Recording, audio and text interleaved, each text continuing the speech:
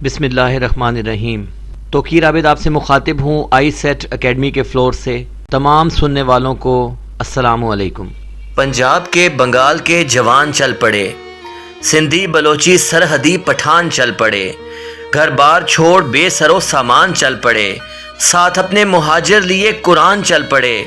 कायदे मिल्लत भी चले होने को कुर्बान, कायदे मिल्लत भी चले होने को कुर्बान, क्योंकि ये था कायदे आज़म का पाकिस्तान।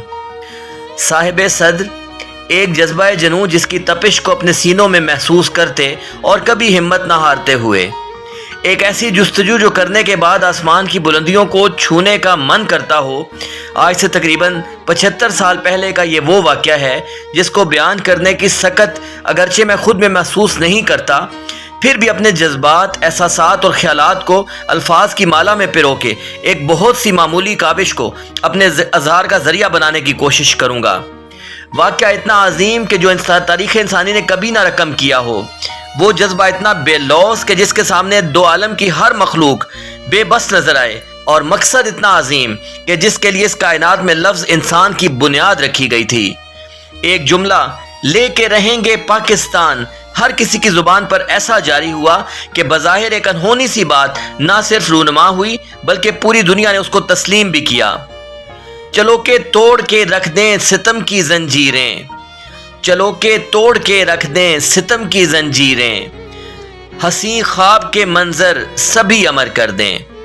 बरसगीर के वो तमाम मुसलमान जो ज़हनी तौर पर ग़ुलामी की जंजीरों में जकड़े जा चुके थे, एक नए वलवले के साथ उठ खड़े हुए।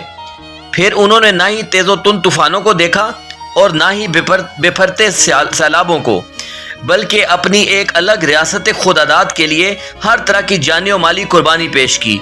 एक मासूम बच्चे से लेकर एक बुजुर्ग तक हर घर की एक अपनी दास्तान थी, जो कायदे आज़म के एक पुकार पर लब्बैक बोल उठे और पाकिस्तान जिंदाबाद के फलक शगाफ नारों से पूरा खित्ता गूंज उठा।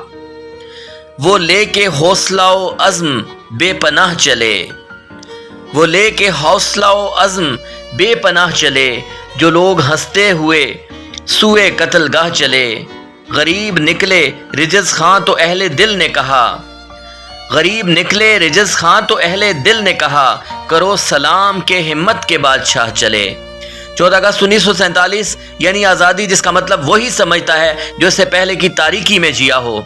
कायनात की एक ऐसी नेमत जिसके हसूल के लिए गैर मामूली तहरीक चली, और वो रोशन सुबह तुलू हुई जब पाकिस्तान मुआर्ज़े वजूद में आया। ये कह के दिल ने मेरे हौसले बढ़ाए हैं, ये कह के दिल ने मेरे हौसले बढ़ाए हैं, गमों की धूप के आगे खुशी के साए हैं। तारीखदान लिखते हैं कि पाकिस्तान की आज़ादी महज एक कौम की एक अलग वतन के लिए जद्दोजहद ही नहीं, बल्कि इस तहरीक में और भी बेपनाह रंग शामिल हैं।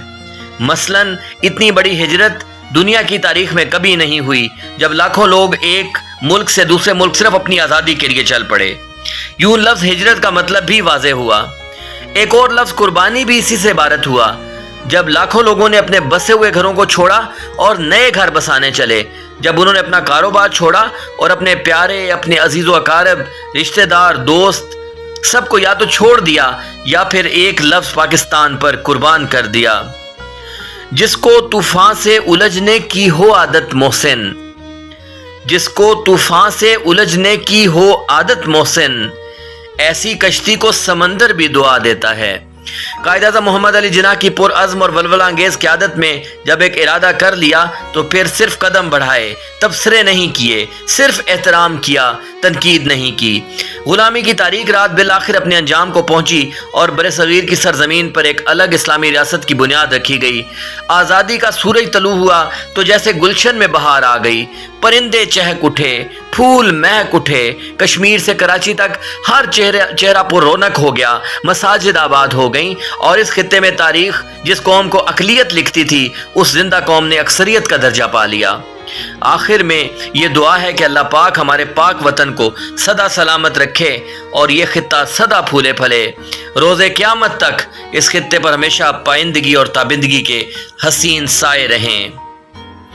वल्लाह के ये मुल्क खुदादाद रहेगा, वल्लाह के ये मुल्क खुदादाद रहेगा, आज़ाद था आज़ाद है आज़ाद रहेगा, आज़ाद था آزاد ہے، آزاد رہے گا، پاکستان زندہ باد۔ آپ سب کی سماعتوں کا بہت بہت شکریہ۔